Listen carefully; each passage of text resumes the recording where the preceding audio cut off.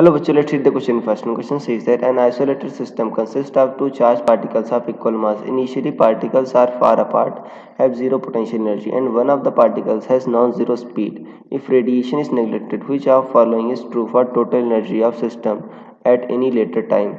A is negative and constant. B, it is positive and constant. C, it is constant but sign cannot be determined unless initial velocities of both particles are known.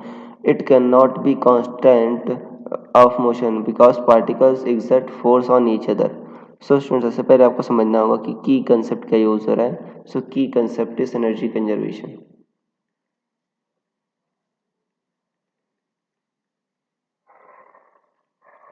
Energy conservation. देखो बच्चों, इस case में आपका energy क्या रहेगी, आपकी conserve रहेगी. क्यों? क्योंकि यहाँ पर जो फोर्सेस लग रहे हैं बच्चों, जो आपको पता है इलेक्ट्रोस्टैटिक फोर्स होता है, कंजर्वेटिव इन नेचर होता है. तो sum of kinetic energy plus potential energy, ये क्या होगा आपका कांस्टेंट रहेगा. अब शुरुआत में बच्चों पार्टिकल्स बहुत दूर दूर थे तो पोटेंशियल एनर्जी जीरो थी. काइनेटिक एनर्जी बच्चों हमेशा पॉजिटिव होती है, right? It is always positive.